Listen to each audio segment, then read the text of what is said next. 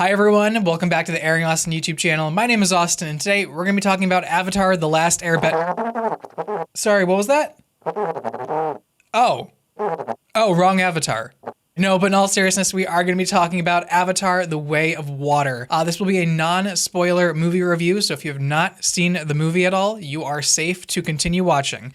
With that being said, hope you guys enjoyed the video. Let's go ahead and jump into things. Jake Sully, he ends up starting a family with Neytiri. They have about 4 to 5 children together, some of which are actually adopted and prove to be some of the more interesting children throughout this movie, which is something that really took me by surprise. This movie focuses a lot on Jake and Neytiri's children, but at the same time, I didn't mind that at all. I thought that their characters were actually super interesting to follow along, and we didn't really even have a central character to follow. But ultimately, it came down to the kids leading this movie, the personal issues, integrating their life into a different culture. And they have to actually do that because the humans have returned to Pandora, and they're here for revenge. They want Jake Sully gone. They want to annihilate the entire Na'vi population. They just want their money. They want to come back for the resources. So yeah, at the end of the day, the plot is actually pretty bare bones with a very family-centric focus, which I really enjoyed a lot about this movie compared to the last one.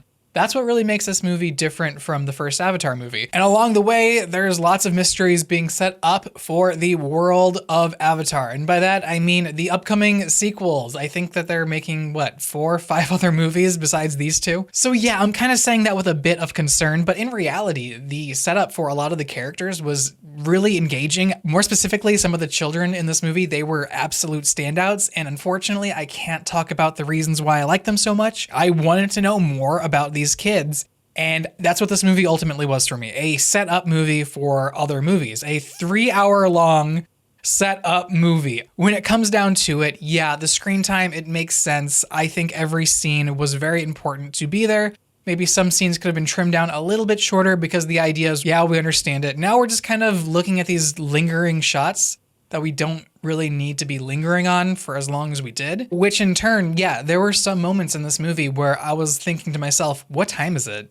I feel like I've been in here for a very long time. But on the other hand, a majority of those scenes that were presented to us, I found them really interesting. I thought that they were compelling to watch, and it really engrossed me in the world of Pandora. It really set me up for expectations of future movies. And I think that's, again, what this movie was setting out to do, to establish the world even further, to basically be an introductory to the world of Pandora, despite Avatar already having kind of done that. But I guess more so in this movie, it's a little bit more in-depth, if you will. We are introduced to Na'vi, who are more water-based than the jungle-based ones that we're familiar with, and they have a lot of cultural aspects to them that are super unique.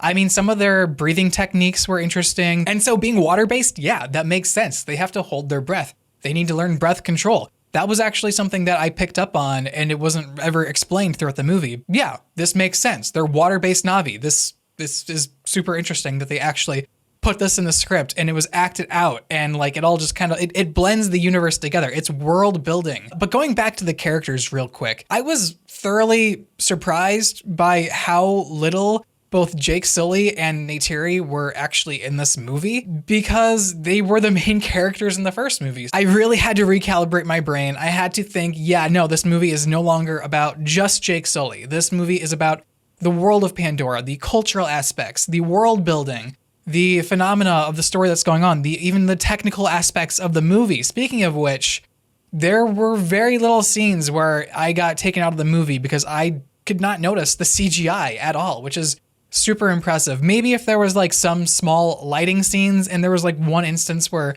a couple of humans were falling out of a boat, that's really it. Those really, really small nitpick moments, that was really all that brought me out of the movie. But there were some complaints I had as well. That being the villains. I don't like the villains in this movie. I'm actually pretty stumped on how to explain the villains without spoiling the movie.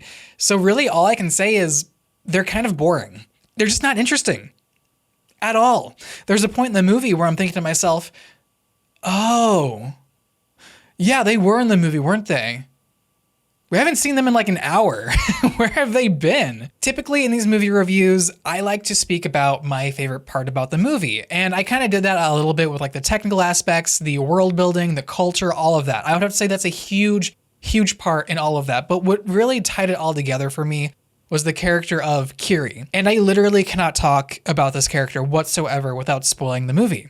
I can't even say who plays the character without spoiling the movie. So don't look up who plays the character Kiri. Kiri was just one of Jake Sully's more interesting children, to put it in layman's terms. And I think that they are really setting up to be something that really opens up more of the world to us later in the other movies. Really just tapping into her potential as a character was fun. I think you're going to have a pleasantly good time getting to know this character as well as Jake's other children. They are also very interesting, but Kiri just kind of, I don't know, she kind of takes the cake for me. That's going to go ahead and wrap it up for my review of Avatar: The Way of Water. If you guys want to see a spoiler review, let me know in the comments down below. And if you guys like the video, be sure to leave a like. And if you guys want to see more from me, be sure to hit the subscribe button. And so with all the YouTube jargon out of the way, thank you again so much for watching the video. My name is Austin, and I will see you guys in the next one. Take care.